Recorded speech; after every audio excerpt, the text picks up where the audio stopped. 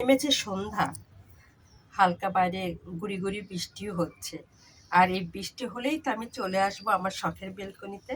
আর অমনি আমি আমার মেয়ে আর ছেলে চলে আসছে আমার শখের বেলকনিতে সন্ধ্যার নাস্তাটা করতে। কারণ আমার বাচ্চাদের কিন্তু সবসময় সন্ধ্যার নাস্তাটা লাগে। আর এই জন্য আমার তাদের নাস্তা রেডি করতে হয়, এক এক দিন এক একটা। আজকে নাস্তা রেডি করেছি লুডুস। এই দেখুন, এটা আমার বাচ্চাদের নাস্তা।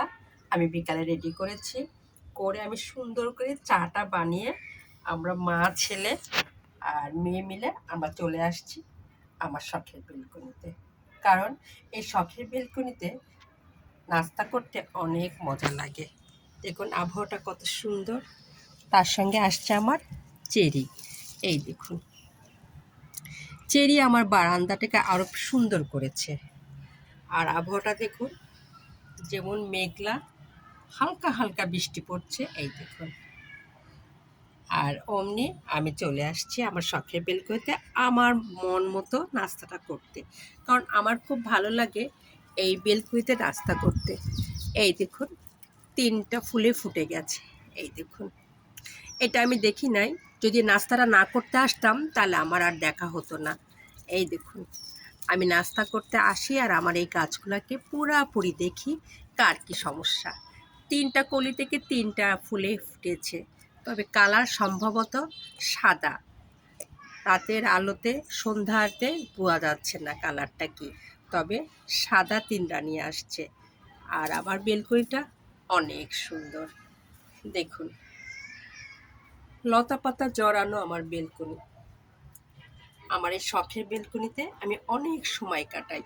যেমন ধরুন, মেঘলা দিন আসলেই আমাকে বেশিরভাগই মানুষ পাবে আমার বেলকনিতে। রাস্তার ধারে কেউ খেয়াল করলে দেখবে আমি বেলকনিতে। আমার এই পছন্দের বেলকনিতে আবার বসে থাকতে আমার খুব ভালো লাগে। আমার মন যখন খারাপ থাকে তখনও আমার এই বেলকনিতে এসে বসে থাকতে খুব ভালো লাগে। এই দেখুন, আমার জিজি প্ল্যান্টটা কত বড় হয়েছে দেখেছেন, কত সুন্দর হয়েছে। এই দেখুন, তার সঙ্গে ওদের ঘাস তো থাকবেই। আজকের সন্ধ্যাটা আমরা নাস্তা করব এটা। এখন আমরা নাস্তা করব, তারপরে খাবো চা। 2 বাচ্চার জন্য আর আমার জন্য, 3 জনের জন্য আমি পরিবেশন করে নিয়ে আসছি। আর চা ছেলে খাবে না, ছেলে বলছে মামুনি আমি চা খাবো না, তোমরা খাও। যেন আমার আর মেয়ের বড়, আমার ওইটা। এই জন্য আজকের সন্ধ্যাটা অনেক সুন্দর কাটবে। যেমন মেঘলা আকাশ, নাস্তাটাও কিন্তু মন্দ না, পরিবেশটাও দেখুন অনেক সুন্দর। এই দেখুন,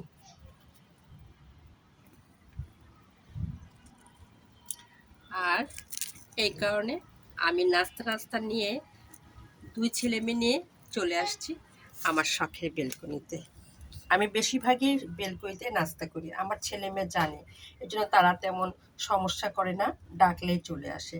তার বেশিক্ষণ আর বেশি আর কথা বলবো না, এখন নাস্তা যেহেতু করবো তো এখানেই রাখলাম। আল্লাহ হাফেজ। চা ঠান্ডা হয়ে যাবে।